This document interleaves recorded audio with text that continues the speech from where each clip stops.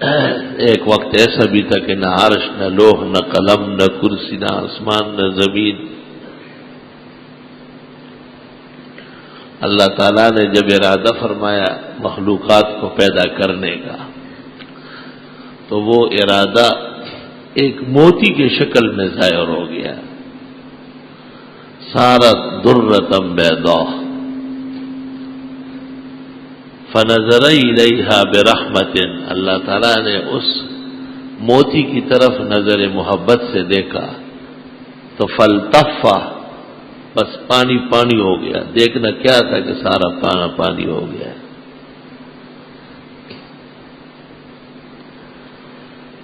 اور ہر طرف اب پانی ہی پانی ہے. وَكَانَ عَرْشُهُ عَلَى الْمَاءِ وَفِي رِوَايَةٍ عَلَى الْعَمَاءِ وَهُمَا بِمَعْنَى وَاحِدٍ أَوْ فِيهِمَا بُعْدٌ بَعِيدٌ. اللہ تعالیٰ نے پھر اس کی طرف نظر عنایت سے دیکھا، وہ جو ہر طرف پانی پانی پھیلا ہوا تھا، تو اس پانی میں فقط صفا جمود پیدا ہونے لگا، جمنے لگا. سب سے پہلی جگہ جو جمنے لگی وہ مکہ مکرمہ ہے، اور بلبلہ اس جگہ ظاہر ہوا جہاں کعبہ ہے. کعب کے معنی ہے ابری ہوئی چیز. یہ جو جوڑ ہے پیروں کے جس کو ہم ٹخنے کہتے ہیں، ان کو بھی کعبین کہتے ہیں، ابھرے ہوئے. اور یہ جو پنجے کے اوپر ہڈی ہے، ہشام نے محمد سے نقل کیا ہے العظم الناتی، اٹھی ہوئی ہڈی. اس کو بھی کعب کی تفسیر کی ہے کہ یہ کعب ہے. کعبہ وہ جاریہ جو بلوغ کو پہنچنے لگے. وظہرت ثدیاہا، اور اس کی چھاتیاں دکھائی دینے لگی. کعبہ پہلا بلبلہ جو زمین پر جمنے لگا، اور عین وہ جگہ جس جگہ حجر اسود نصب ہے اس کے سیدھ میں بلبلہ ظاہر ہوا ہے. اور پھر اس سے دنیا بننے لگی اور سماوات بننے لگے. والارض بعد ذلك دحاها. اللہ تعالیٰ نے قرآن کریم میں بھی کہا ہے کہ سال 12 مہینے کا ہے. منہا اربعۃ حرم، 4 مہینے اشہر حرم ہیں، بہت مقدس، بزرگ، شرف اور اعزاز والے ہیں. ایک رجب ہے اور دوسرا ثلاث متوالیات، ذوالقعدہ و ذوالحجہ و محرم.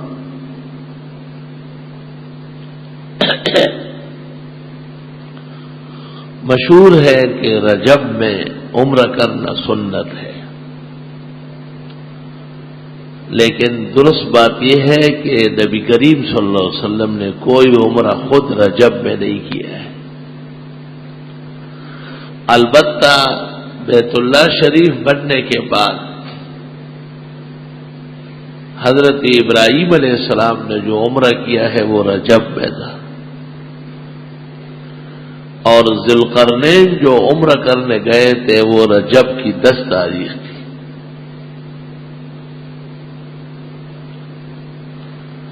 نبی کریم صلی اللہ علیہ وسلم نے فرمایا ہے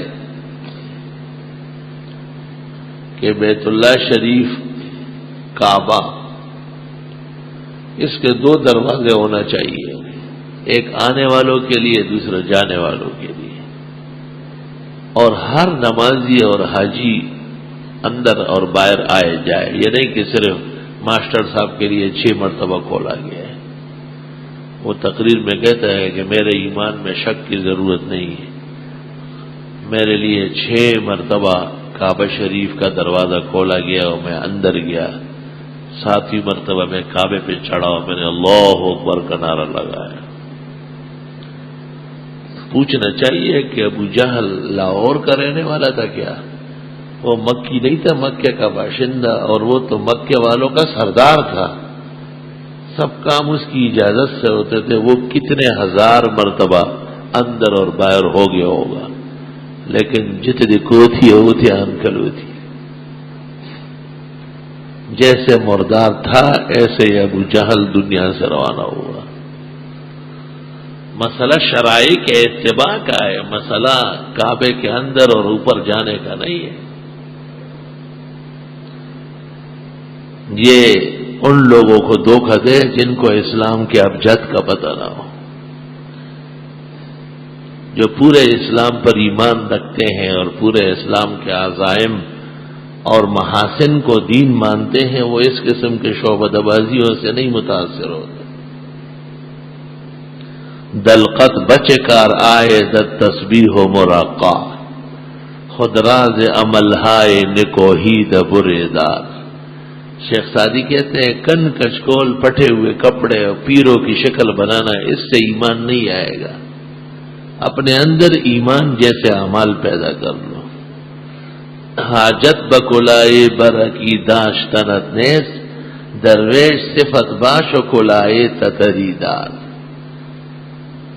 نقالی کرنے کی ضرورت نہیں ہے، جیسے ایمان و عمل چاہتا ہے ایسا بن جاؤ، تم جس جگہ اور جس لباس میں بھی ہوں گے مومن رہو گے۔ یہ غالباً جب جنرل ضیاء کے دور میں کعبہ پر حملہ ہوا تھا اور کچھ فوج بھیجی گئی تھی، تو یہ بھی ایک چھوٹا سا کیپٹن ہوگا ان دنوں میں، تو اس نے وہاں اوپر پہرا دیتے ہوئے نعرہ لگایا ہوگا، ورنہ کوئی کعبے کی چھت پہ چڑھ نہیں سکتا ہے، وہاں کسی کو بھی اجازت نہیں۔ وہ حفاظتی اقدامات تھی، وہ پریشان تھے بہت۔ بہر رنگی کے خواہی جامہ می پوش، من اندازی قدت رامی شناسم۔ اور چلو وہ سب باتیں اچھی ہے، لیکن آپ اچھے بن کے دکھائے نا، اچھے بن کے دکھائے، اور اچھے تو اللہ اور اللہ کا رسول ہے اور ان کے دین کی اتباع کرائے، ایسے احکامات اور قوانین نافذ کر لے جس سے دین کو حمایت اور نصرت ملے، بار دنیا میں رہے غم زدہ یا شاد رہے، ایسا کچھ کر کے چلے تاکہ بہت یاد رہے۔ ہاں یاد رہے گا تو وہ کالے اعمال، وہ نحوست کے اعمال۔ کسی نے کہا آپ نے کتے اٹھائے تھے، مولوی بڑے خفا ہے، کہنے لگا مولوی جاہل ہے، میں پہلے کہہ چکا ہوں۔ کیوں؟ ہمارے پیغمبر نے 3 کتے پالنے کی اجازت دی، شکار کے لیے، چوکیداری کے لیے، مال مویشیوں کے لیے۔ میں نے 2 اٹھائے، یہ خفا ہے، ایک کا حق باقی ہے۔ تو میں نے پنجاب کے ایک جلسے میں کہا کہ 2 ہاتھوں میں لے اور تیسرا گردن میں بٹھا لے، حق ادا ہو جائے۔ شرم تم کو مگر نہیں آتی۔ اللہ تعالیٰ ہدایت کے فیصلے فرمائے، اور یہ دل جن کو تالے پڑے ہوئے ہیں اللہ تعالیٰ انہیں روشن کر دے، اس کا احسان ہوگا۔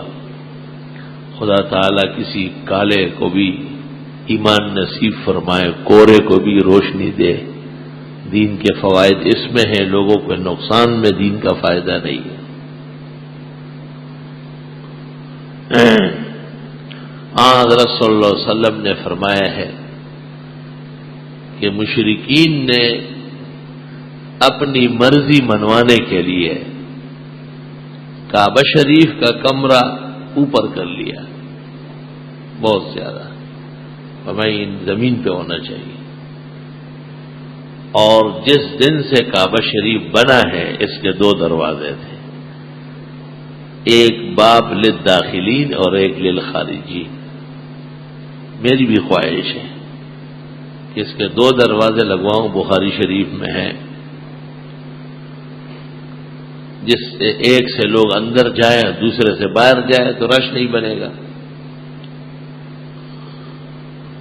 تو عائشہ صدیقہ نے کہا کہ آپ ایسا کیوں نہیں کرتے؟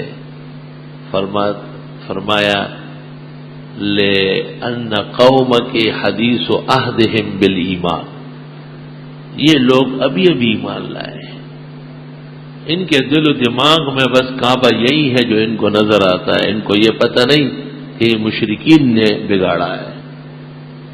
اب اگر میں اس کو ابراہیمی طریقے پر کر دوں جو میری خواہش ہے، تو کہیں یہ دین سے اکتا نہ جائے، شک شبہ نہ پیدا ہو جائے کہ نئے نبی آئے ہیں اور نئے نئے کام کر رہا ہے۔ علماء نے اس روایت سے استدلال کیا ہے کہ بعض مسائل کے بیان کرنے میں دیر مناسب ہے۔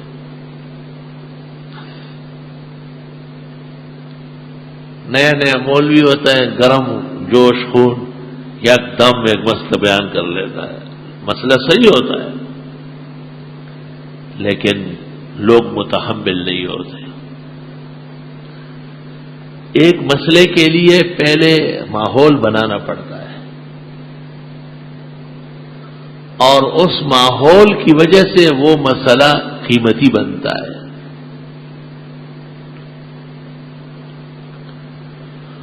اور یہی وہ حکمت ہے جو علم کے لیے بہت ضروری ہے۔ یؤتی الحکمت من یشاء، جس کو وہ چاہے اس دانشمندی سے مالا مال فرمائے۔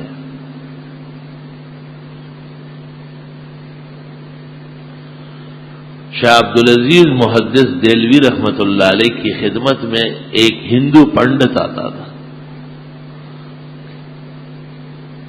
حضرت کی خیریت دریافت کرتا تھا، حضرت درس دیتے تھے، بہت عالمی درس ہوتا تھا، اور وہ فاصلے پر بیٹھ کے حضرت کا چہرہ دیکھتا تھا۔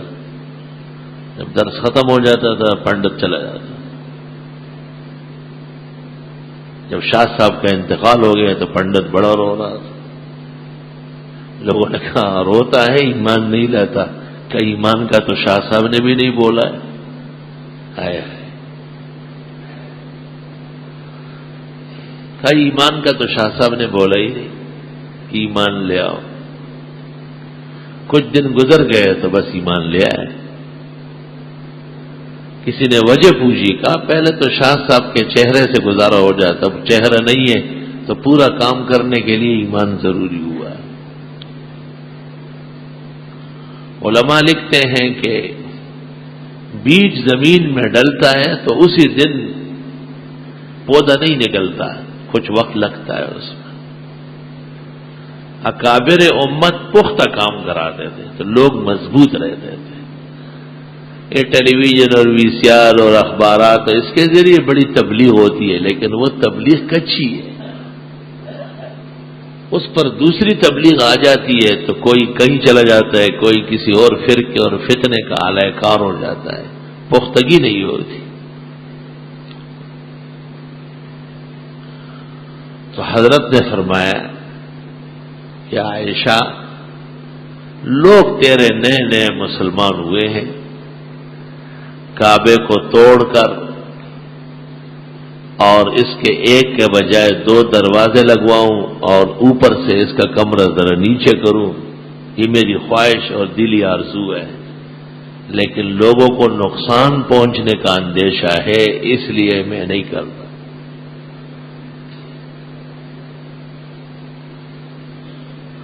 اللہ،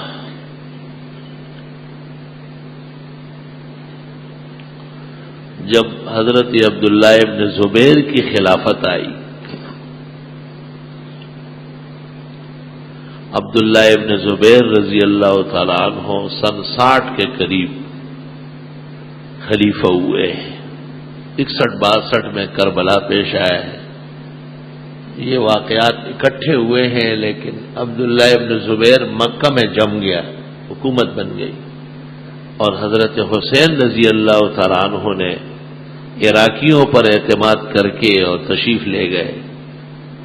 اینڈ ٹائم پر یزیدی افواج تبدیل ہو گئی اور انہوں نے حضرت حسین کا ساتھ چھوڑ دیا، اور وہ واقعہ پیش آیا۔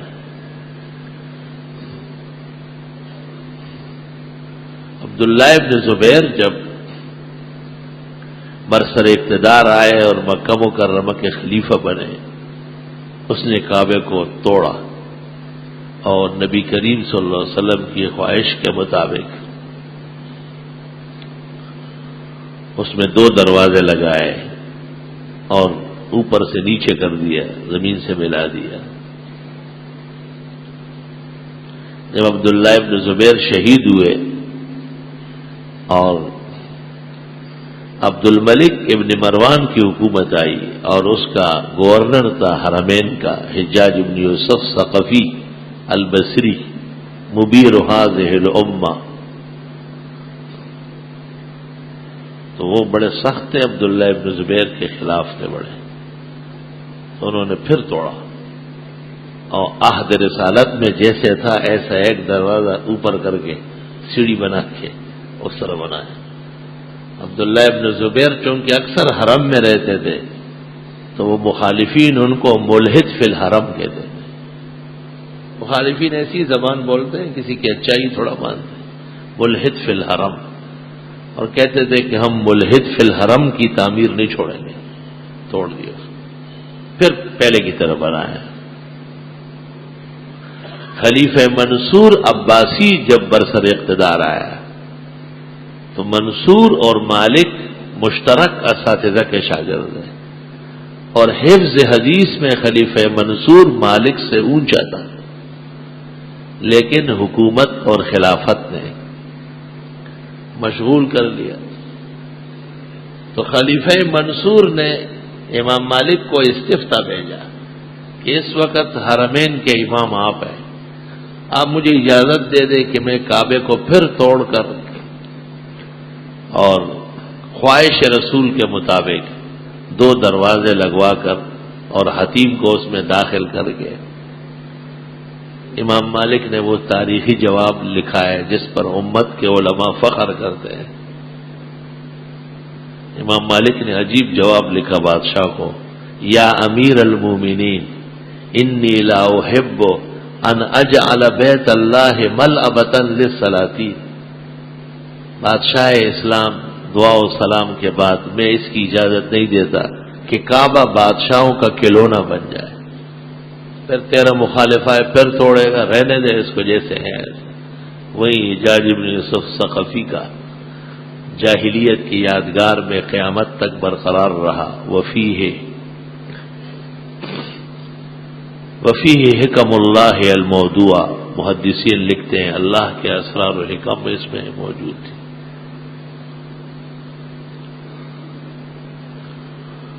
تو رجب کا مہینہ اس اعتبار سے محترم ہے کہ اشہر حرم میں سے ایک مہینہ یہ بھی ہے. اشہر حرم بزرگ مہینے کہلاتے ہیں. اس کی 27 تاریخ کو معراج ہوئی ہے. محدثین نے اس روایت کی صحت کا انکار کیا ہے. معراج اور اسراء ہجرت سے 2 سال پہلے پیش آیا ہے، سن 11 نبوی میں، جبکہ حضرت صلی اللہ علیہ وسلم کی وحی اور نبوت پر 11 سال گزر گئے تھے. لیکن مہینہ کون سا تھا اور تاریخ کون سی تھی یہ طے نہ ہو سکا. 7-8 اقوال اس میں موجود ہیں. یہ مسلمہ ہے کہ حضرت اول بیت المقدس تشریف لے گئے ملائک کے ساتھ، جبریل کے ساتھ، اور وہاں 1.25 لاکھ انبیاء کو 2 رکعت نماز پڑھائی ہے، اور وہاں سے آپ 7 سماوات کی سیر کے لیے ملائک کے ساتھ تشریف لے گئے.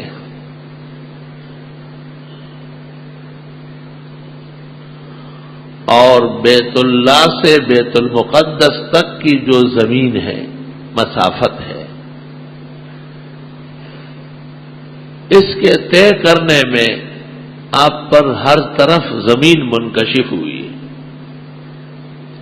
جو کچھ جب سے زمین آباد ہوئی ہے اور اس میں ودیت تھی وہ سب ایسے عملاً نظر آ رہا ہے. حجابات اٹھا لیے گئے.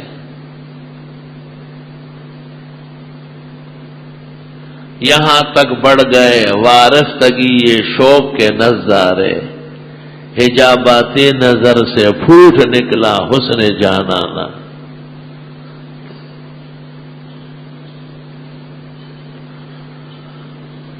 آپ کی خدمت میں بیت المقدس میں بھی 3 مشروب پیش کیے گئے ہیں، پانی، دودھ، شراب، اور 7ویں آسمان میں بھی جب آپ ایک اور سفر کرنے والے تھے تو 3 مشروب پیش کیے گئے ہیں۔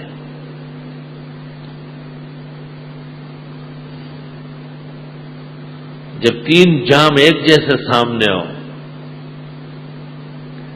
ایک شریف طبیعت، ایک مہذب انسان ایک ہی لیتا ہے۔ آپ نے جبریل کی طرف دیکھا، اس نے اشارہ کیا کہ دودھ لے لے، اور دوسری روایت میں ہے کہ نہیں، آپ نے دیکھتے ہی دودھ کا جام اٹھایا تو جبریل نے کہا الحمدللہ الذی ہداہ الی الفطرہ، خدا کا شکر ہے کہ حضرت کو صحیح چیز سمجھا دی ہے۔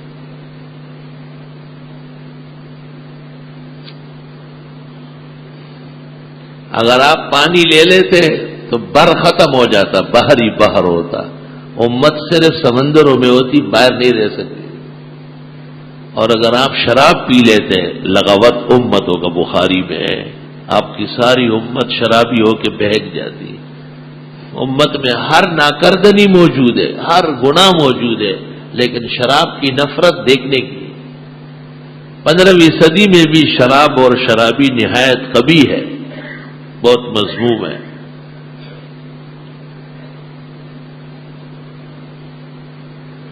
میں نے ایک بڑے افسر کو دیکھا تھا، اب نام لینا ٹھیک نہیں ہے، صدر پاکستان کے بعد دوسرے عہدے پر تھا وہ، تو وہ اس طرح ایک بڑے مسٹر کے ہاں مہمان تھا، تو اس نے ان کو کہا فریج میں ہر طرح کی شراب رکھی ہوئی اپنے لیے لو۔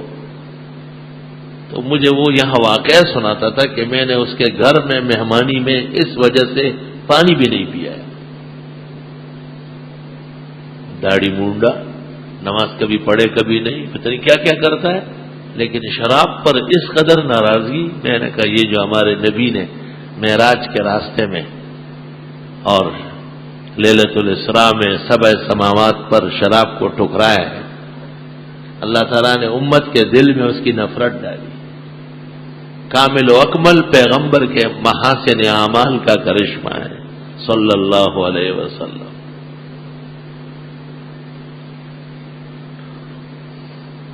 ہمارے اس محلے کا ایک فوجی ٹریننگ پر باہر ملک گیا، تو وہاں ان سے پوچھا گیا کہ آپ کون سی شراب پسند کریں گے؟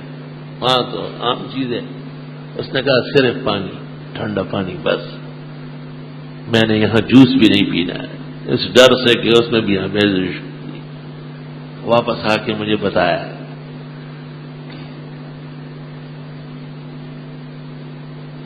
اورنگزیب عالمگیر رحمت اللہ علیہ اور ان کے والد شاہ جہان بادشاہ میں اختلاف ہو گیا تھا۔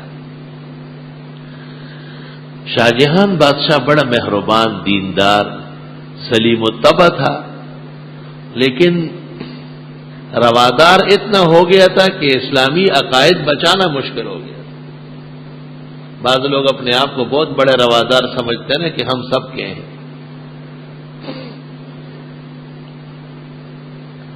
اورنگزیب شہزادہ تھا لیکن بہت بڑا عالم، فاضل و مدبر تھا۔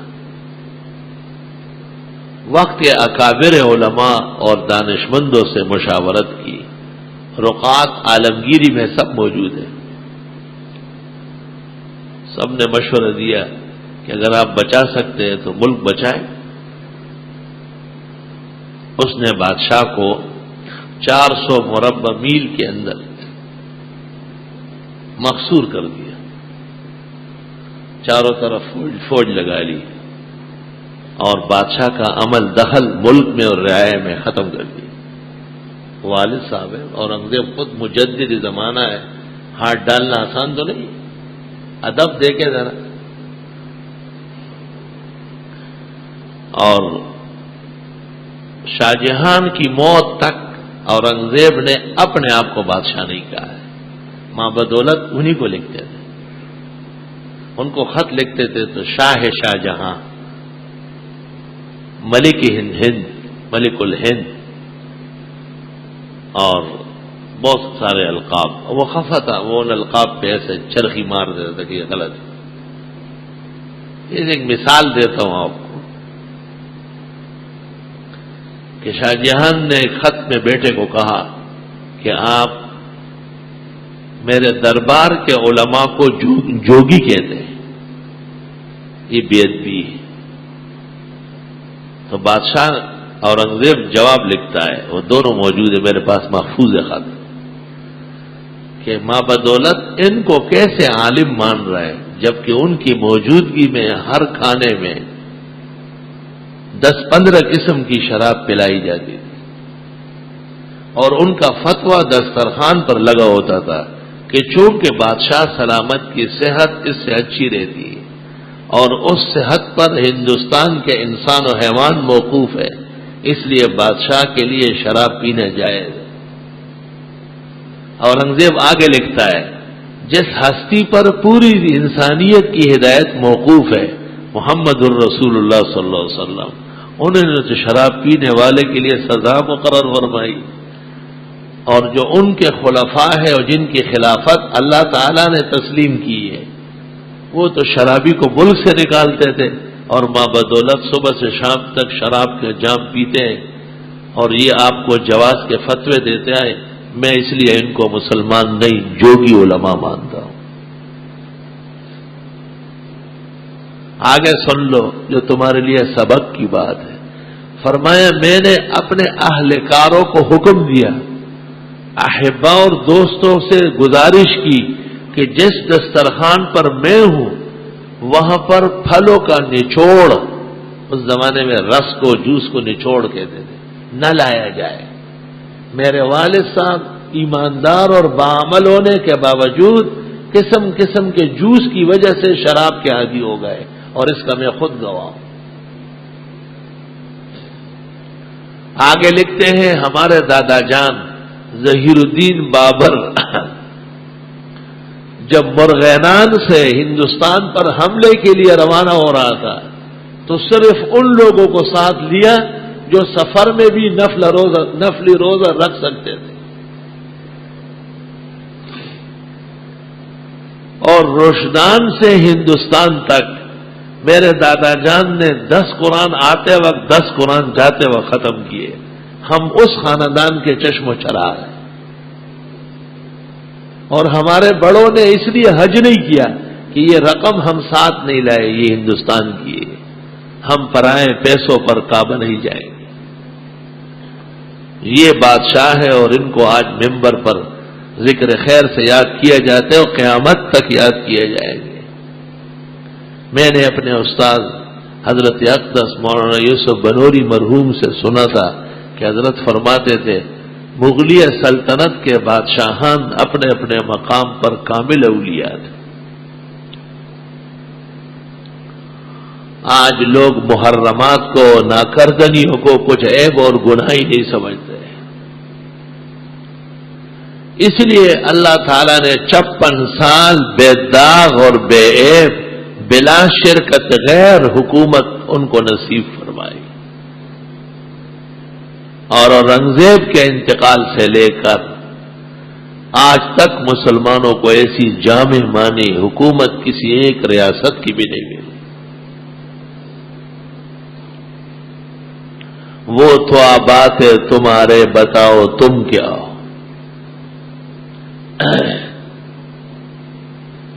ہمارے رسول جناب نبی کریم صلی اللہ علیہ وسلم سبع سماوات کی سیر کر کے اس سے آگے روانہ ہو گئے. اللہ تعالی نے ان کو عرش پر یاد کیا تھا. مشہور ہے کہ آگے جبریل نے معذرت کی کہ اگر میں آگے بڑھا تو میرے پر جل جائیں گے. یہ بات ہماری یادداشت میں سب سے پہلے شیخ سعدی رحمت اللہ علیہ نے بوستان میں کہی ہے. شیخ سعدی ابن الجوزی کے شاگرد ہے، لیکن افسوس کہ حدیث میں وہ احکام نہیں ہے جو ابن الجوزی کا ہے. اور ابن الجوزی کے تو 1100 سے زیادہ کتابیں ہیں، 87 قرآن کی تفاسیر لکھی ہے، 87 تفاسیر صرف قرآن کی لکھی ہے، اتنے بڑے علامہ تھے عبد الرحمن ابن الجوزی۔ پیرانی پیر شیخ عبد القادر رحمت اللہ علیہ سے کسی نے پوچھا کہ آپ عالم ہیں، توڑنے کا ابن الجوزی کے قد و قامت دیکھ کر شرم آتی ہے، وہ اتنے بڑے عالم تھے۔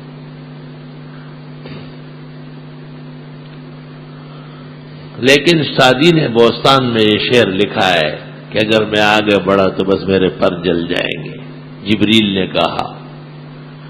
اور پھر ہمارے ہند میں جو 4 خطبہ ہوئے ہیں، احمد سعید دہلوی، ابو الکلام آزاد، مولانا شبیر احمد عثمانی، شیخ الاسلام پاکستان، اور امیر شریعت اور امیر البیان مولانا عطا اللہ شاہ بخاری رحمت اللہ علیہ یہ بیان فرماتے تھے۔ وہاں سے پھر پنجاب کے خطیبوں کو یہ چربہ ہاتھ آیا اور انہوں نے اپنا اسٹیج گرما دیا۔ ان کو تو کوئی عجیب سی بات معلوم ہونا چاہیے، اور غریب گھنٹے کیسے گزاریں گے؟ حقیقت یہ ہے کہ یہ بے بنیاد روایت ہے، بے اصل ہے۔ بخاری شریف کتاب الاحکام میں حدیث موجود ہے، اور اس میں ہے معراج کے واقعے میں کہ فعلا بہ الی الجبار رب العزہ، اللہ تعالی تک جبریل ساتھ رہے۔ یہ روایت تو بہت اچھی تھی، اگر صحیح ہوتی ہم بیان کرتے ایسے خطیبوں کی طرح، کیونکہ ہم بدعتیوں کو کہتے ہیں کہ دیکھو وہ نوریوں کا سردار ہے اور وہ 7ویں آسمان پہ رہ گیا، اور حضرت بشر محض ہے اس لیے آپ آگے بڑھے، تو بشر کا مقام اونچا ہے۔ لیکن اس قسم کی کوئی روایت علم کے خزائن میں موجود نہیں ہے کہ جبریل نے 7ویں آسمان کے بعد معذرت کی ہے جانے سے، بلکہ اصح الکتب بعد کتاب اللہ بخاری شریف میں ہے کہ جبریل عرش تک ساتھ گئے، عرش تک، فعلا بہ الی الجبار رب العزہ۔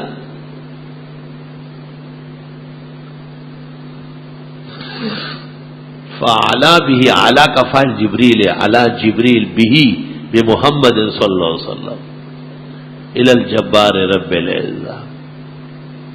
اس طرح ہوتا ہے۔ آج کل جب معراج بیان کرتے ہیں اہلیان بدعت تو کبھی کہیں گے بے حجاب ہو کر کے دیکھا ہو، قریب ہو کر کے دیکھا ہو، ایسا دیکھا ہو، ایسا دیکھا، جیسے کوئی دو جذباتی دوست ملے ہو کافی دنوں بعد اور ایک دوسرے کو اٹھا اٹھا کے پٹخ دے، معاذ اللہ واستغفر اللہ۔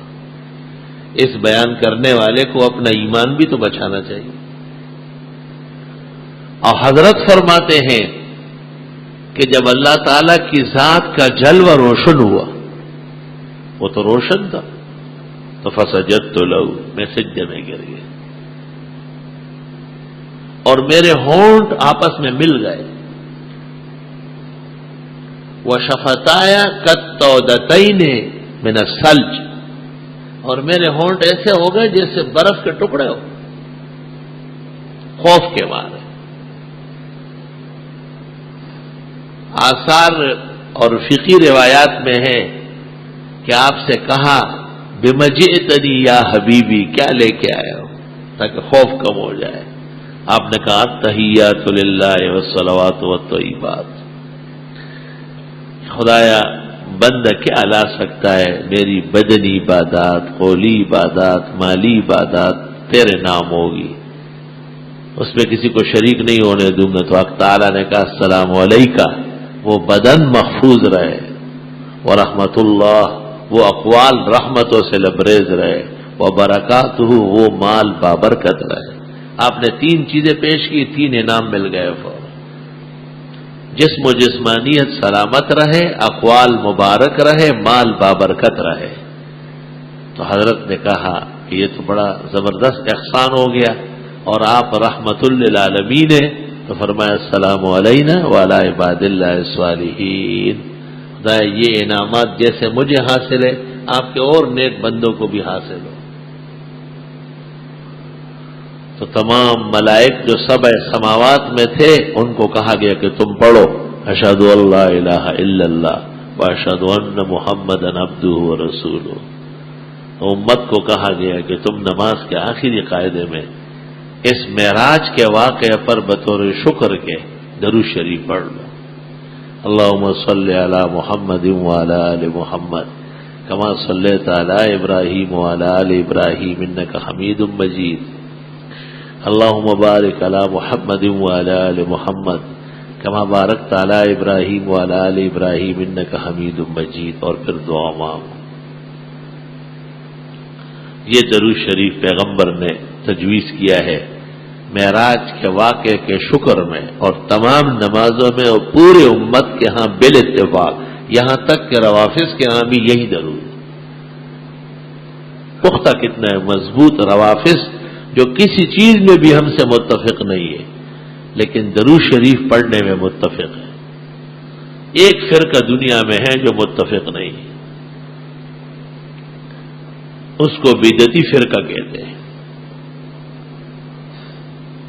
کیونکہ یہ درود پیغمبر نے خود فرمایا تو معلوم ہوا کہ درود وہ پڑھنا ہوگا جو نبی نے بتایا ہو. وہ اپنا پڑھتے ہیں الصلاۃ والسلام علیک یا رسول اللہ یا حبیب اللہ یا شفیع المذنبین، یہ سب کچھ ہوگا لیکن یہ ثابت نہیں ہے.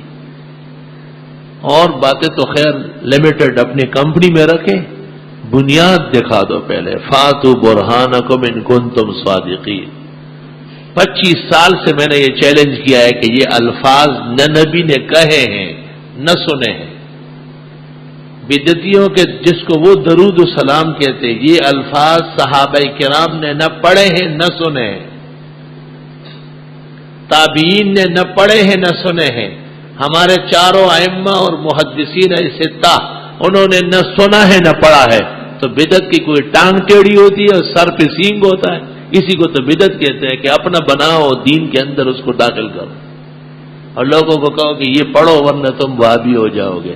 اور خود جو سارا ایمان تباہ ہے اس کی شرم نہیں آتی. وہ کہتے ہیں نا چھلنی نے کوزے کو کہا کہ دیکھو تیرے اندر 200 سوراخ ہیں.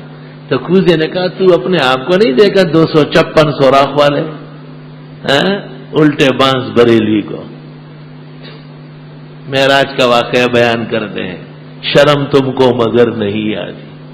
السلام علینا وعلی عباد اللہ الصالحین. عباد اللہ جو صرف اللہ کی وحدانیت کا عقیدہ رکھے. طالب علم غور سے بات سنے ذرا. قرآن کریم میں جہاں عبادت کا ذکر ہے وحدانیت کے معنی میں صرف 2 آیتیں پیش کرتا ہوں، غور سے سن لو. یا ایھا الناس اعبدوا ربکم پہلے پارے کا 3 رکوع، اور یہاں صحابہ کی تفسیر نبی سے منقول یا ایھا الناس وحدوا ربکم، اے لوگوں اللہ کو ایک مان لو تب عبادت معتبر ہوگی. مشکل کشا بابا ہے، حاجت روا مزارات ہے اور ان کا سارا بیڑا قبروں والے چلا رہے ہیں اور پھر بھی یہ مسلمان ہیں. یہ مسلمان ہیں جنہیں دیکھ کے شرمائے یہود. دوسری آیت نمونے کے طور پر سارا قرآن بھرا ہوا ہے. وَمَا خَلَقْتُ الْجِنَّ وَالْإِنسَ إِلَّا لِيَعْبُدُونَ. اللہ فرماتے میں نے پیدا نہیں کیا جن اور انس کو مگر صرف اپنی عبادت کے لیے. بخاری شریف کتاب التفسیر میں ابن عباس سے منقول ہے لیعبدون اے لیوحدون. عبادت وحدانیت کے معنی میں. پیغمبر نے جو درود تلقین کیا ہے وہ سب لوگ آہستہ پڑھتے ہیں، یہ درود و سلام اونچا پڑھتے ہیں. پیغمبر نے جو درود شریف مقرر کیا ہے وہی سے وہ ہر شخص اپنا پڑھتے ہیں. دیکھو نماز میں نمازی کو امام کے پیچھے امام ابو حنیفہ کی فقہ میں سورہ فاتحہ پڑھنا منع ہے. پڑھ لے تو گناہگار ہو جائے گا، نماز فاسد ہونے کا قول بھی ہے. لیکن درود شریف اپنا پڑھنا پڑے گا، کوئی کسی کی طرف سے نہیں پڑھ سکتا ہے. آہستہ پڑھنا اپنا پڑھنا، دونوں باتیں ثابت ہو گئی۔ اب قاعدے میں لوگ بیٹھے ہوتے ہیں یا کھڑے ہوتے ہیں؟ تو قاعدہ تو بیٹھ کر کیا جاتا ہے، بیٹھ کر پڑھنا، اپنا پڑھنا، آہستہ پڑھنا، نبی کا بتایا ہوا پڑھنا، یہ ہے عباد صالحین۔ اور اپنا بنایا ہوا کھڑے ہو کر، چیخ چیخ کر، مل کر، گا گا کر کہ یہ ہے طریق مفسدین، مبتدئین، الضالین، المضلین۔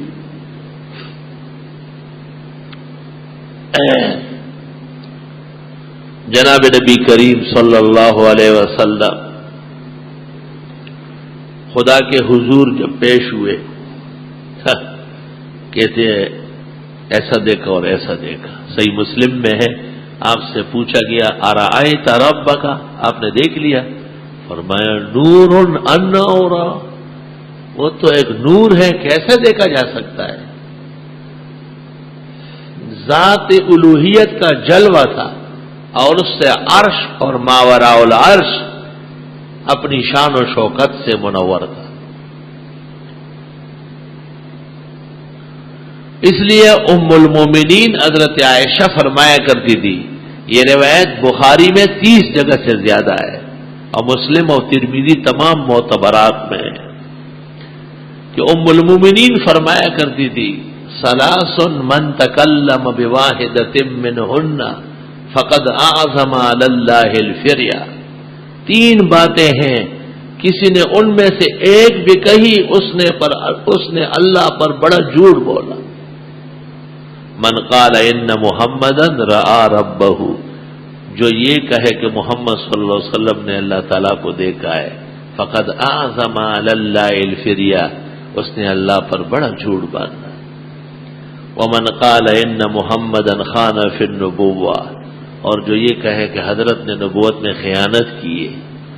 روافظ کہتے ہیں کہ علی کی خلافت کا اعلان نہیں کر رہے تھے، ابو بکر و عمر سے ڈرتے تھے، معاذ اللہ استغفر اللہ، نقل کفر نباشت۔ خمینی نے کشف اسرار صفحہ 197 لکھا ہے، اگر کسی با تاریخ و کتب اہل سنت رجوع کردہ او فہمی کہ پیغمبر در مسئلہ امامت و در تبلیغ وے از مردمی خوفی داشتا و خوف پیغمبر بجا بود۔ وہی بات جو میں نے کہی، اس نے فارسی میں لکھی، استغفر اللہ استغفر اللہ۔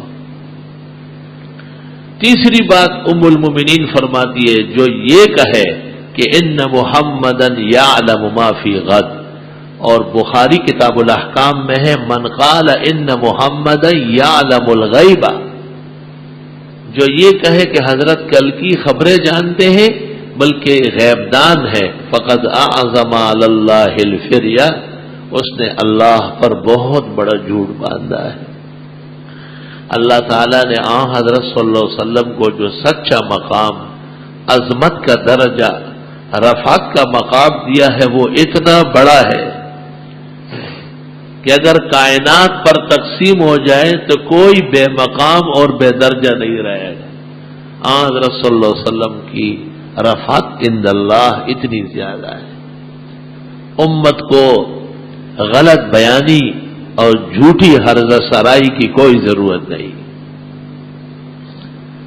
حضرت معراج سے 50 نمازیں لے کے آ رہے تھے، اللہ تعالیٰ نے 50 نمازیں فرض فرمائی۔ بیچ میں موسیٰ علیہ السلام ملتے تھے اور وہ کہتے تھے ارجع الی ربک واسألہ التخفیف، واپس جائیے، کم کروا دیجیے، بہت زیادہ ہے، 5 رہ گئے۔ حضرت نے فرمایا اب نہیں جاؤں گا، اتنا مانگا اور اتنی تخفیف کرائی کہ مجھے اب شرم آتی، استحییت ربی۔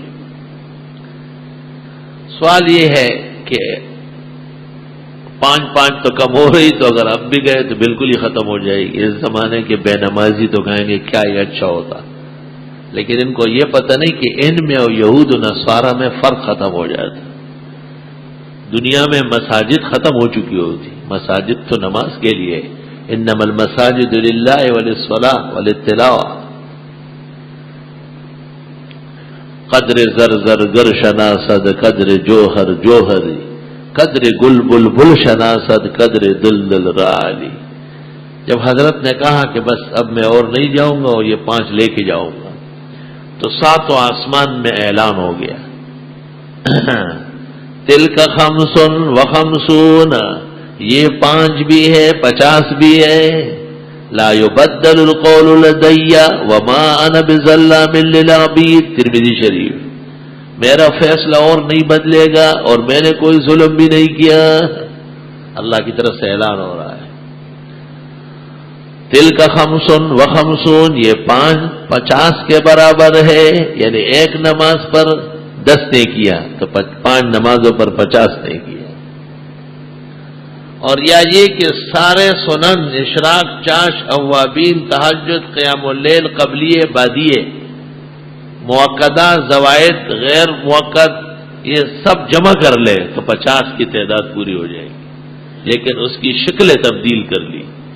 5 نمازوں میں 2 رکعت فجر کی، 4 ظہر کی، 4 عصر کی، 3 مغرب کی، 4 عشاء کی، اس کو اٹل کر دیا کہ یہ فرض قطعی ہے، ایمان کی طرح محکم ہے، اور باقی سنتوں میں اور دیگر چیزوں میں امت کی رعایت کی گئی، بیمار ہے، سفر پر ہے تو رعایت چھوڑنے کی دے دی گئی، نہ پڑھنے کی صورت میں تنبیہ اور اجر سے محرومی تو ہے لیکن عذاب نہیں ہوگا۔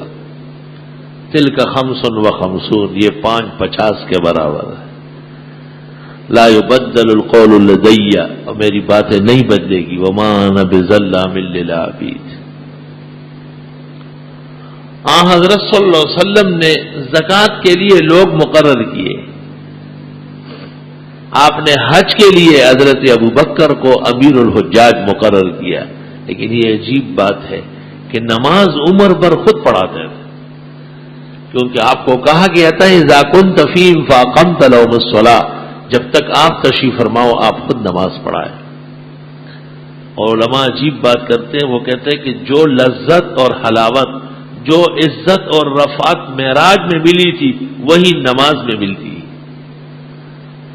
نماز میں وہی کیفیت ہوتی ہے۔ ایک مخصوص شرف ہے محمد عربی صلی اللہ علیہ وسلم کا کہ آپ کو 7 سماوات کی معراج کرائی گئی ہے، اس لیے امت میں باوجود جرائم کے، بہت سارے قبائح کے، نماز کا ایک رجحان موجود ہے۔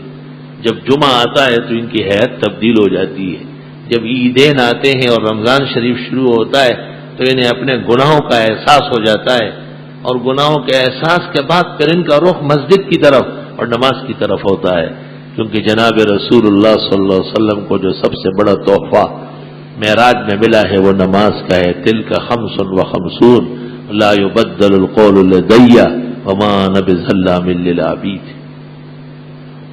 لیکن ایک بات بڑی عجیب سنو کہ جب یہ طے ہی نہیں ہوا کہ معراج 27 کو ہے، تو نہ تو 27ویں کی کوئی عبادت ہے رجب کی اور نہ اس کے دن کا کوئی روزہ ہے۔ مفسر اہل سنت، فقیہ بغداد، شیخ شہاب الدین مفتی محمود، علامہ آلوسی بغدادی رحمت اللہ علیہ روح المعانی میں 15ویں پارے میں جو آیت میں نے خطبے میں پڑھی، سبحان الذی اسری بعبدہ لیلا من المسجد الحرام الى المسجد الاقصى الذي بارکنا حولہ لنریہ من آیاتنا انہ هو السمیع البصیر، اس کے ذیل میں لکھا ہے کہ یہ رات بعض حیثیتوں سے لیلۃ القدر سے بڑھ کر ہے، کیونکہ لیلۃ القدر منسوب امت کو ہے اور یہ منسوب نبی کو ہے، اور نبی امت سے بڑھ کر ہے۔ آگے لکھتے ہیں وَلَكِنَّ التَّعَبُّدَ فِيهَا لَيْسَتْ بِمَشْرُوع، البتہ اس رات کی کوئی عبادت نہیں ہے، وَالتَّعَبُّدُ فِي لَيْلَةِ الْقَدْرِ مَشْرُوعٌ إِلَى يَوْمِ الْقِيَامَةِ، اور لیلۃ القدر کی عبادت قیامت تک جاری و ساری رہے گی۔ بدعتیوں کے کون کون سی چیز آپ پکڑیں گے وہ سب سل جائیں گے، ہر ادا میں ان کی خیانت و دجل موجود ہے۔ وہ اس کو اس طرح ظاہر کرتے ہیں جیسے کوئی اسلامی تہوار ہے اور کوئی بہت بڑی رات ہے، اور بس آج رات کو جاگنا ہے اور سر پٹھانا ہے اور صبح روزہ ہر حال میں رکھنا ہے۔ انہیں یہ عقل نہیں ہے کہ محمد رسول اللہ صلی اللہ علیہ وسلم نے کہا ہے لا یصومن احدکم یوم الجمعہ، تم میں سے کوئی شخص جمعے کو روزہ نہ رکھے الا یوما قبلها او یوما بعدها، ایک پہلے رکھے یا ایک بعد میں رکھے۔ اب بخاری شریف کی حدیث ہے، امام بخاری نے اس کو ذکر فرمایا ہے۔ بعض لوگ سمجھتے ہیں کہ کوئی خاص بات نہیں ہے، عبادت ہی تو ہے، ان کی نظر اس طرف نہیں ہے جس میں پیغمبر نے کہا من کذب علی متعمدا، جو جان بوجھ کر ہمارے اوپر جھوٹ بولے۔ ہم نے ایک رات کی عبادت نہیں کہی، ایک دن کا روزہ نہیں کہا اور یہ رکھتے ہیں، فَلْيَتَبَوَّأْ مَقْعَدَهُ مِنَ النَّارِ، وہ اپنے لیے جہنم میں جگہ بنائے۔ حق تعالی معراج کے شرف میں امت کو موحد، متبع سنت اور پختہ نمازی بنائے اور ہر طرح شرک و بدعت سے بچائے۔ وآخر دعوانا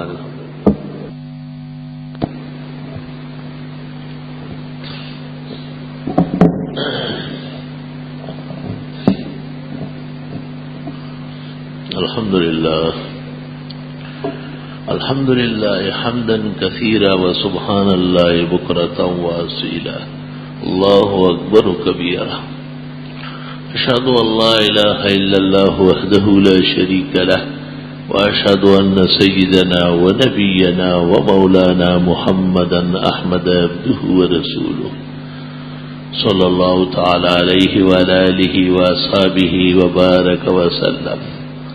اما بعد فاعوذ باللہ من الشیطان الرجیم، سبحان الذی اسری بعبدہ لیلا من المسجد الحرام الى المسجد الاقصى الذي باركنا حوله لنريه من آياتنا إنه هو السميع البصير۔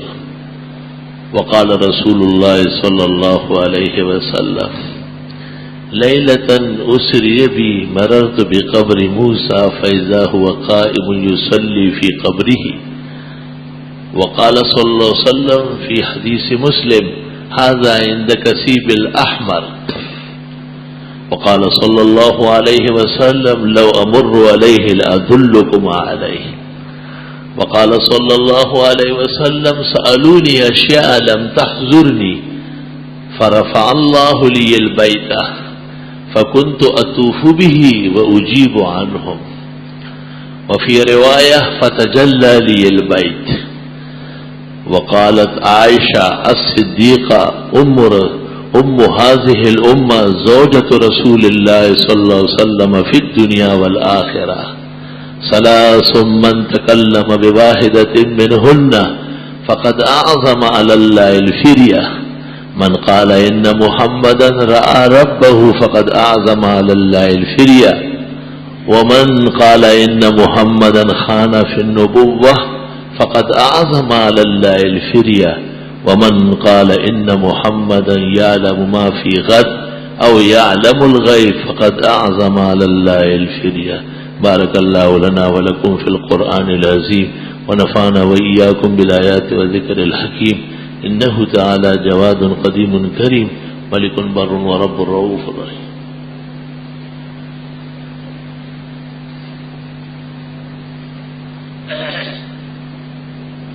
الحمد لله جل وعلا، وصلى الله وسلم على رسوله المصطفى ونبيه المجتبى وأمينه إلى وحي السماء، وعلى آله النجبى وأصحابه الأتقياء، أفضل الخلائق بعد الأنبياء، ومن بهديهم اقتدى وبآثارهم اقتفى من المفسرين والمحدثين والفقهاء إلى يوم الجزاء۔ أما بعد فقد قال النبي صلى الله عليه وسلم أرحم أمتي بأمتي أبو بكر، وأشدهم في أمر الله عمر، وأصدقهم حياء عثمان، وأقضاهم علي، وفاطمة سيدة نساء أهل الجنة، والحسن والحسين سيدا شباب أهل الجنة، وحمزة أسد الله وأسد رسوله۔ اللهم اغفر للعباس وولده مغفرة ظاهرة وباطنة لا تغادر لهم ذنبا۔ الله الله في أصحابي لا تتخذوهم غرضا من بعدي، ومن أحبهم فبحبي أحبهم، ومن أبغضهم فببغضي أبغضهم، وخير القرون قرني ثم الذين يلونهم ثم الذين يلونهم، إن الله يأمر بالعدل والإحسان وإيتاء ذي القربى وينهى عن الفحشاء والمنكر والبغي يعظكم لعلكم تذكرون۔ انہوں نے پوچھا ہے کہ کیا سمندر کی تمام مچھلیاں حلال ہیں؟ مچھلیاں سب حلال ہے، وہ چھوٹی ہو یا بڑی، جس کا مچھلی ہونا واضح ہو. اور اگر کسی جانور کو مچھلی کہتے ہیں اور اس کا مچھلی ہونا مشتبہ ہو تو وہ ناجائز و حرام ہے. جواہر الاخلاقی میں ہے الروبیان السمک الصغار کلھا حرام. ایسی چھوٹی مچھلیاں جس کا مچھلی ہونا مشکل ہو وہ ناجائز ہے. جھینگا تو مچھلی نہیں ہے، اس کے تو حلال ہونے کا سوال ہی پیدا نہیں ہو سکتا. جھینگا مکروہ نہیں ہے، حرام ناجائز ہے. فقی الہند اور محدث الہند مولانا رشید احمد گنگوئی نے فتاوی رشیدیہ میں حرام اور ناجائز لکھا ہے.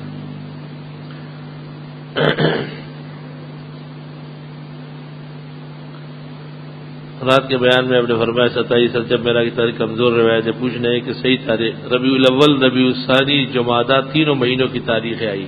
ایک روایت میں 27 رمضان بھی ہے. اگر کوئی آدمی طلاق کی شک کی وجہ سے احتیاطاً تجدید نکاح کرے تو کر سکتا ہے. فتاوی شام میں اجازت دی ہے. رجب اور شعبان کے روزوں کی کیا فضیلت ہے؟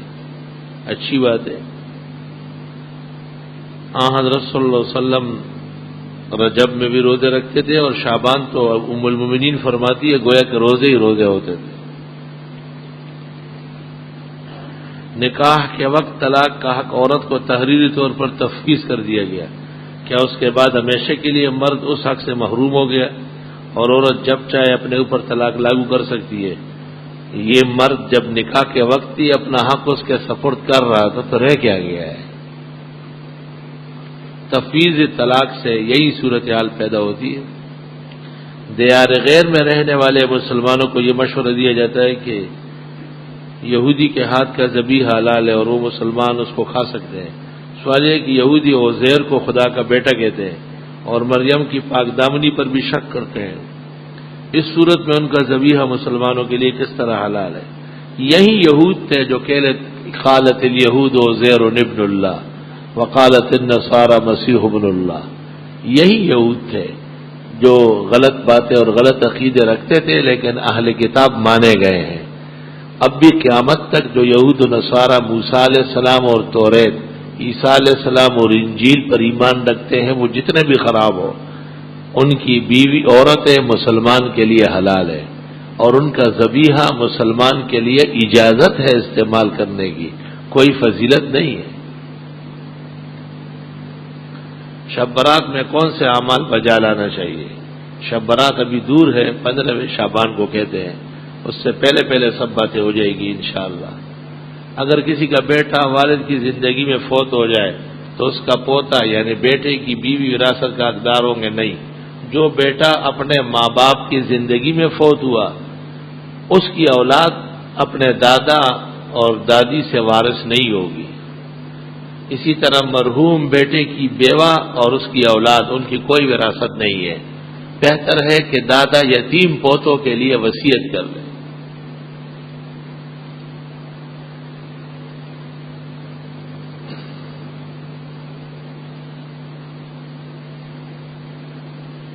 ڈاکٹر عبد الرحیم چشتی صاحب جو بنوری ٹاؤن میں ہیں، شعبہ تخصص الحدیث کے سربراہ، انہوں نے حضرت شیخ الاسلام سے پڑھا ہے. مجھے معلوم نہیں کہ ڈاکٹر صاحب کہاں سے فاضل ہے. کیا ڈاکٹر صاحب حدیث میں مہارت رکھتے؟ یقیناً رکھتے ہوں گے. اتنے زمانے سے بنوری ٹاؤن میں تخصص فی الحدیث کا استاد ہے. ایشیا کا مقتدر ادارہ، ان کے ارباب انتظام و انصرام نے ان پر اعتماد کیا ہے. یہ ان کے کامل و اکمل مہارت اور ملک موہوبہ کی دلیل ہے. جنازے کی نماز کے بعد ہاتھ اٹھا کر دعا مانگنا جائز ہے.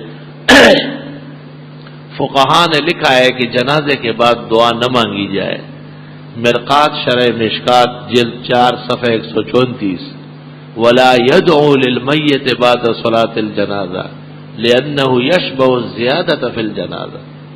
قبرستان میں قبر پر ہاتھ اٹھا کر دعا مانگنا سنت طریقہ ہے. صحیح مسلم کتاب الجنائز 113 صفحے پر ہے. فرفع یدیہ 3 مرات، 3 دفعہ اپنے دعا مانگی جنت البقیع میں. اور حافظ نے فتح الباری جلد 6 جنائز میں ایک روایت ایک صحابی کی موت کی نقل کی کہ آپ نے اس کی قبر پر کھڑے ہو کر اور فرفع یدی دعا کے لیے ہاتھ اٹھائے. اس لیے حکیم الامت مولانا اشرف علی صاحب رحمۃ اللہ علیہ امداد الفتاوی جلد 1 صفحہ 550 پر لکھتے ہیں قبرستان میں ہاتھ اٹھانا دعا کے آداب میں سے ہے. قادیانیوں کے ساتھ پارٹنرشپ میں کاروبار جائز ہے، نامناسب اور ایمانی غیرت کے خلاف ہے. جھینگے کے بارے میں اربا کی کیا رائے ہے؟ ائمہ اربا کو چھوڑو، اپنی پلیٹ کو صاف رکھو. چاروں ائمہ کی بوٹیاں نہ کھاؤ. ہوا امام ابو حنیفہ کی فقہ کی روشنی میں جھینگا مچھلی نہیں ہے، اس لیے ناجائز و حرام ہے. مرغی کی دم، پوٹا، کلیجی کھانا کیسا ہے؟ پتہ نہیں مرغی کیا کیا کھاؤ گے. ہاں، صاف ستھرا کر کے تو کھا سکتے ہیں. گائے بکری کی اوجڑی بٹ زبان کھانا کیسا ہے؟ بہت عمدہ ہے، صفائی ستھرائی شرط ہے. کندھے پر کپڑے لٹکانا سنت ہے، بعض روایات سے ثابت ہے. 2 رکعت نماز پڑھنا ضروری ہے صحیح کے بعد؟ نہیں، مستحب ہے. اس کے بعد سر کے بال منڈوانا چاہیے، یا نماز کے بغیر بھی سر، دونوں صورتیں ہیں. سر کے بال منڈوا کے 2 رکعت پڑھ لے تب بھی شکریہ ہے، اور 2 رکعت پڑھ کر کے حلاق کے پاس جائے تب بھی جائے. رکوع اور سجدے سے تسبیحات زیادہ سے زیادہ کتنی بار پڑھ سکتے ہیں؟ 9 اور 11. جماعت کی نماز میں امام دیر تک نہ رکھے تاکہ لوگ تنگ نہ ہو جائے. ہم لوگوں نے آج روزہ رکھا ہے، کیا ہم ابھی روزہ توڑ دیں؟ جی ہاں، یہ روزہ غلط ہے اور یہ تہمت ہے معراج کی روایات اور مسئلے پر، اس لیے اس کا ختم کرنا ضروری ہے. اگر کسی نے مصنوعی دانت لگایا جو اپنی جگہ سے نکلتے نہیں ہیں، کیا اس سے وضو غسل ہو جائے گا؟ وہ اپنے دانتوں کے حکم میں ہے، غسل بھی صحیح ہے اور وضو بھی صحیح ہے.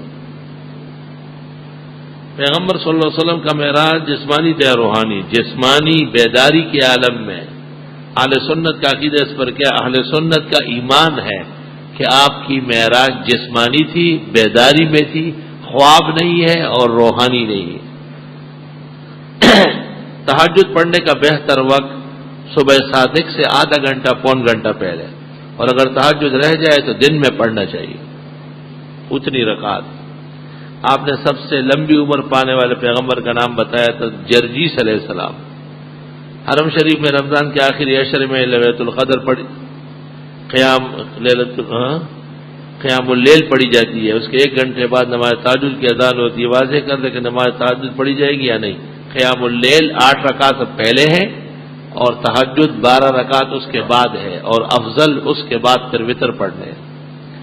دونوں پڑھیں گے. بیماری کے لیے نماز شفا پڑھ سکتے ہیں، یا زندے مرحومین کے لیے نماز مغرب پڑھ سکتے ہیں، نماز مغفرت. بیماروں کے لیے نماز شفا تو نہیں ہے، نماز پڑھ کر کے دعائے شفا ہے کہ خدا اس بیمار کو صحت و شفا دے. اور مسلمان مرحومین کے لیے نفلی نمازیں پڑھ کر دعا مانگی جائے کہ اللہ اس نماز کا ثواب ان کو ملے. جائز. ابن الجوزی شیخ سعدی کے استاد تھے، بے عقل کے بے پیندے. خود شیخ سعدی گلستان میں گئے تھے. شیخ اجل عبد الرحمن ابن الجوزی مرا حکم فرمودہ.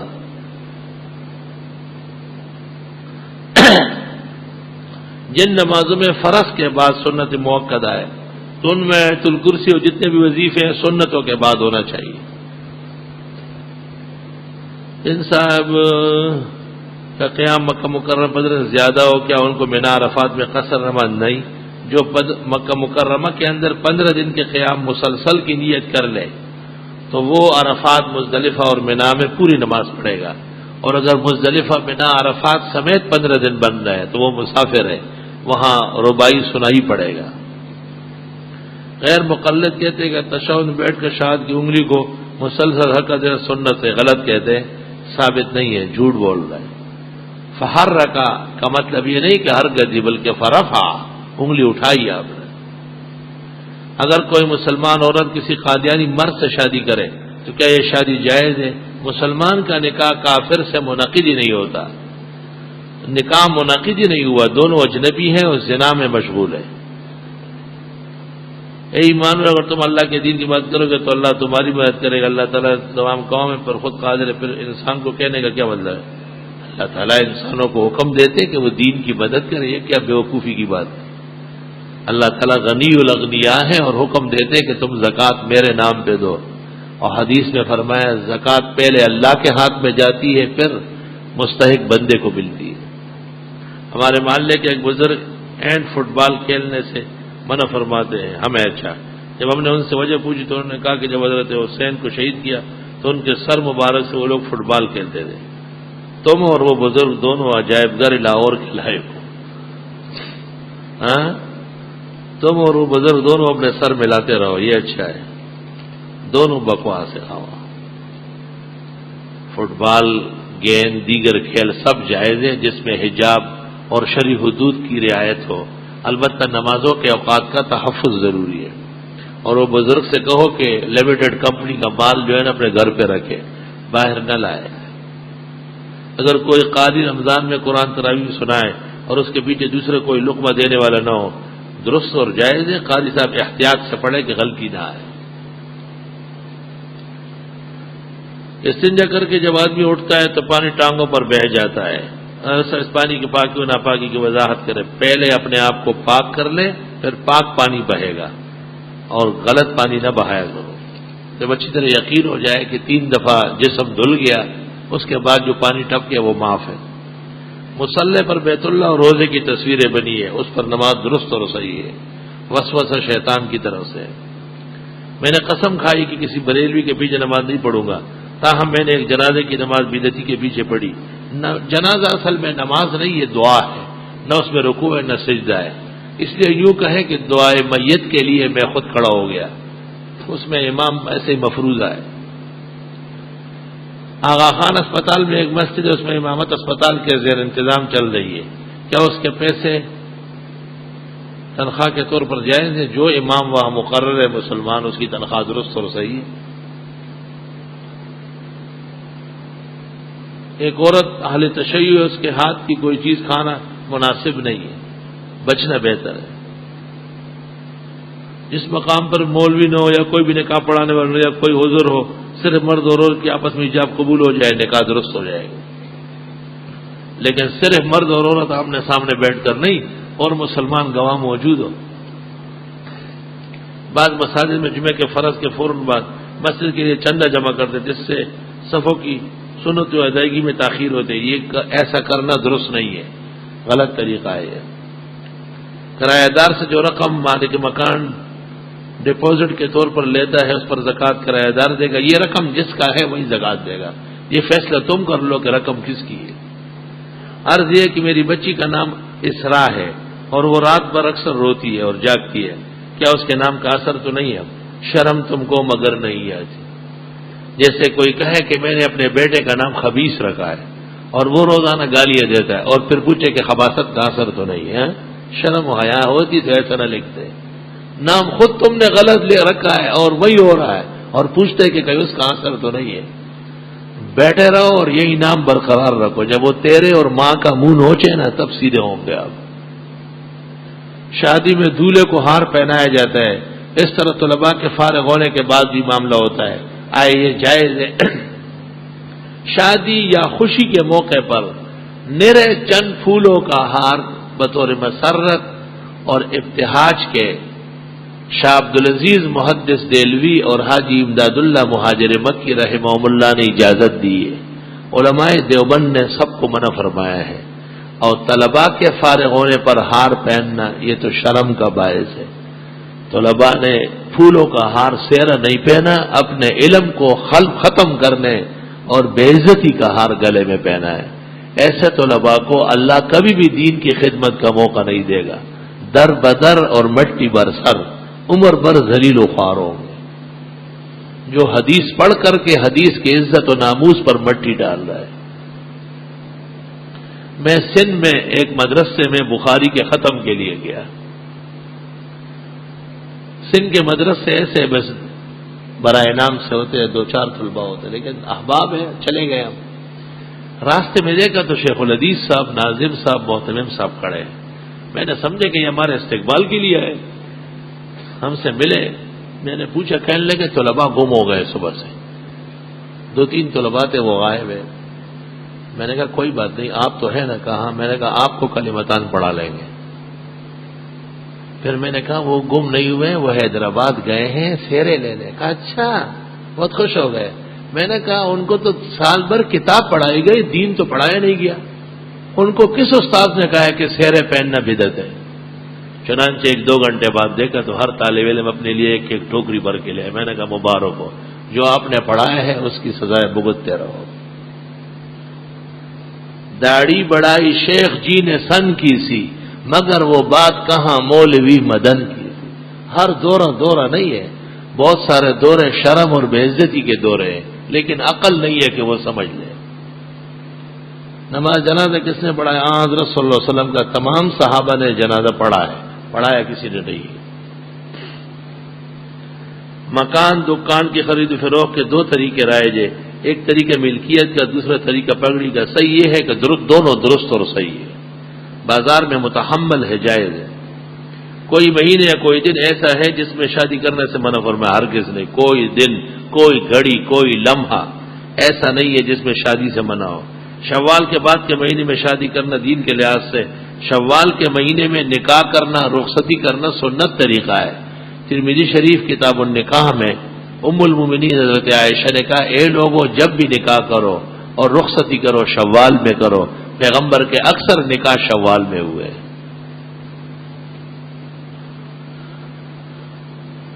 اللہ تعالیٰ اور ہمارے نبی کے درمیان کلام ہوا ہے, اس میں کوئی شک نہیں, اس میں اختلاف ہی نہیں ہے. اپنے والدین یا عزیز رشتہ داروں کی قبروں پر گلاب کے پھول ڈالنا چاہیے؟ ہرگز نہیں, بدعت ہے.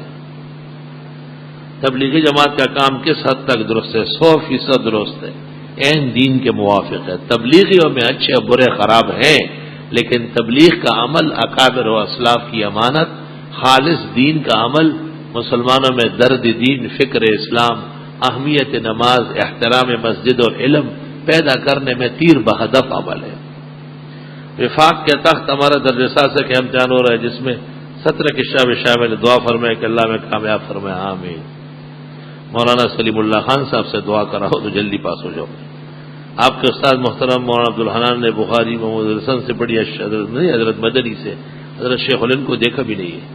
ختم بخاری پر استاد محترمہ کو اجازت حدیث عنایت کی, تو اس اجازت میں تمام اہل شرک شریکین شامل جنہوں نے پہلے کہیں دورہ کیا اور نہیں, جو حق ہے دور حدیث کے طلباء یا فراغا فضلہ, ان کو اجازت ہے. میرے والد اور بھائی نوجوانی میں وفات پا چکے ہیں, اللہ پاک ان کی مغفرت فرمائے, درجات عالی فرمائے. میرے والد کو کچھ عرصہ پہلے بڑی آنکھ میں زخم ہے جس کی وجہ سے خون آتا ہے, ڈاکٹر اس کو علاج بتائے, اللہ صحت و زندگی عطا فرمائے. میرے بھائی اور باوج کا پہلے مجھ سے اور میری بیوی کے ساتھ اچھی طرح سے پیش آتے تھے, اب کچھ عرصے میرے ساتھ اور میری بیوی کے ساتھ خاص طور پر باوج سے برتاؤ اچھا نہیں. آپ اچھا برتاؤ کریں, ٹھیک ہو جائے گا. اوروں کو صحیح کرنے کے لیے دعا بہتر ہے کہ خود صحیح ہو جاؤ. میرے چچا وفات پا چکے ہیں, دعا فرمائے اللہ مغفرت فرمائے. الحمدللہ رب العالمین. نستغفرک اللہم ونسألک السلام والعافیہ. لا الہ الا اللہ وحدہ لا شریک لہ, لہ الملک ولہ الحمد وعلی کل شیء قدیر.